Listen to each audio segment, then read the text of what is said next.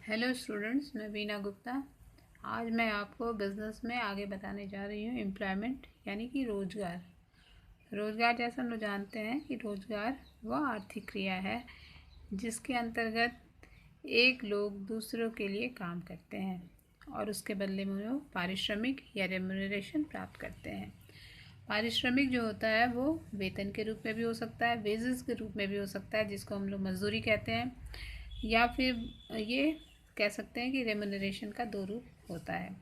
इसमें एक एम्प्लॉयर होते हैं। एम्प्लॉयर जो हो सकते हैं वो सरकारी उपक्रम या कोई निजी संस्था भी हो सकती है। रोजगार जो होता है वो स्थायी भी हो सकता है, परमानेंट या टेम्प्रोरी, या फिर कैजुअल आधार पर भी हो सकता है। रोजगार या एम्प्लॉयमेंट का कुछ एग्जाम्पल जैसे हम लोग समझेंगे तो ज़्यादा अच्छा रहेगा। उसमें जैसे प्रबंधक भी हो सकते हैं, मैनेजर लेवल पे, पर्यवेक्षक या सुपरवाइज़र लेवल पे, श्रमिक या क्लर्क जैसे कह सकते हैं, वर्कर या फिर क्लर्क भी इसमें एम्प्लॉयमेंट के अंतर्गत आ सकते हैं। पेशेवर व्यक्ति जैसे होते हैं, प्रोफेशनल व्यक्ति हम उसे कहते हैं। जैसे डॉक्टर को भी हम कर्मचारी के रूप में नियुक्त कर सकते हैं। प्रोफेशनल के बारे में लास्ट टाइम बात किए थे। हाँ, नियुक्त किया जा सकता है। यदि जैसे हम कह सकते हैं कि ये एक डॉक्टर जो होता है अगर वो सरकारी हॉस्पिटल में नौकरी करता है तो वो जो काम करता है वो उसका रोज़गार कहलाएगा। अगर वो कहीं पे काम कर रहा है यानी कि वो रोज़गार कहलाएगा।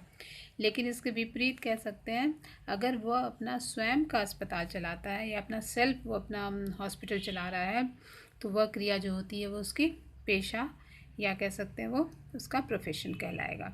इस तरह से डिफरेंस वही है कि अगर एक रोजगार डॉक्टर जो होता है वो सेल्फ के लिए काम कर रहा है यानी वो प्रोफेशनल कहलाता है, लेकिन अगर वो सरकारी हॉस्पिटल में काम कर रहा है तो वो उसका एम्प्लॉयमेंट कहलाएगा, क्योंकि वहाँ पे वो एक कर्मचारी के रूप में वहाँ पे वो काम कर रहा है।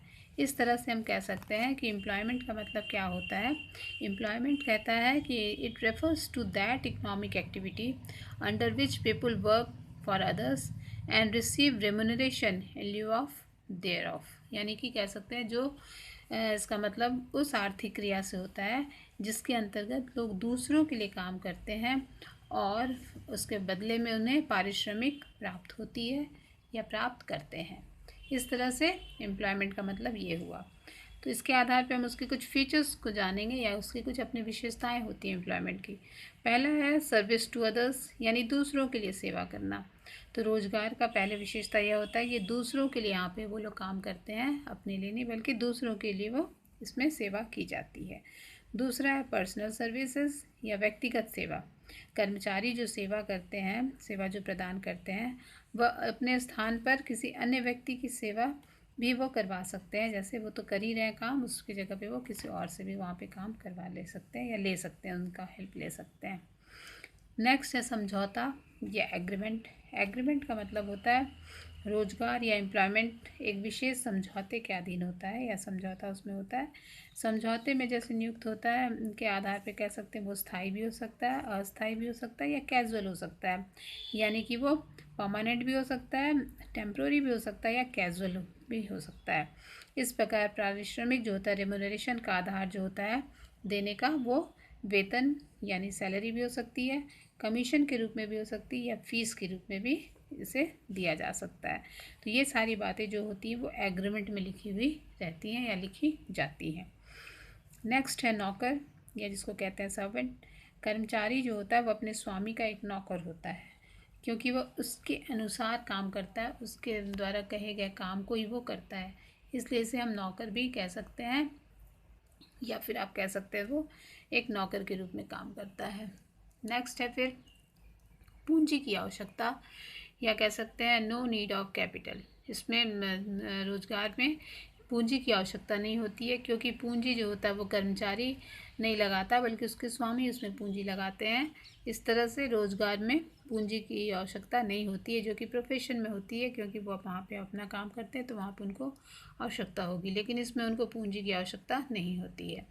नेक्स्ट है नो रिस्क, क्योंकि यहाँ पे है कि वो काम में जो काम करने वाले स्वामी होते हैं वो एक कर्मचारी के रूप में होते हैं, इसलिए कोई भी रिस्क का बॉदरेशन उनके ऊपर नहीं होता है।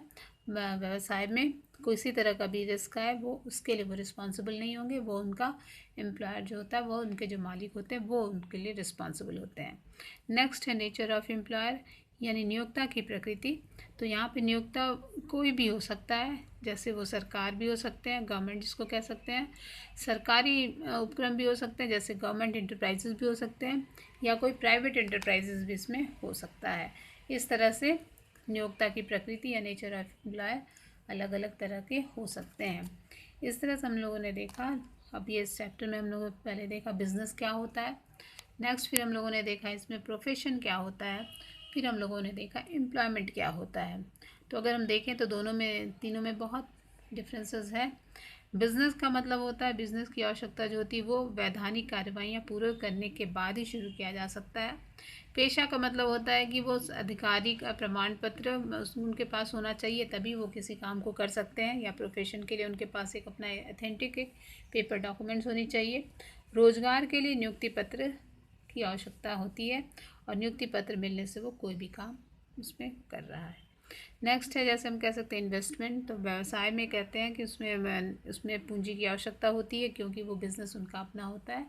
नेक्स्ट फिर उसमें क्या होता है प्रोफेशन में, कि वो कम पूंजी की आवश्यकता होती है। और रोजगार में कह सकते हैं कि एम्प्लॉयमेंट में इसके अंतर्गत पूंजी की आवश्यकता नहीं होती है। बहुत सारे डिफरेंसेस हैं तीनों में।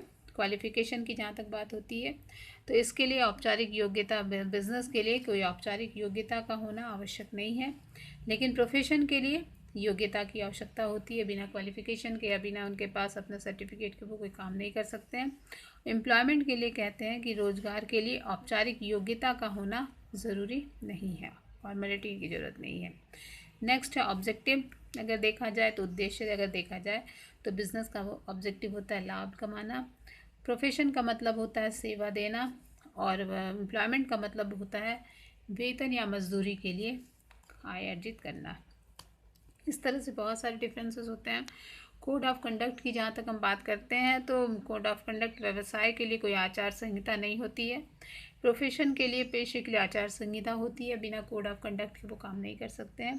और इसके लिए आचार संहिता के स्थान पर अनुबंध या कॉन्ट्रैक्ट होता है, जिसको हम एम्प्लॉयमेंट में कहते हैं कि इसके अंतर्गत एम्प्लॉयमेंट में वो परमानेंट होगा या कैजुअल होगा या टेम्प्रोरी होगा। ये सारी बातें जो होती हैं वो कॉन्ट्रैक्ट में, एग्रीमेंट में लिखी रहती हैं।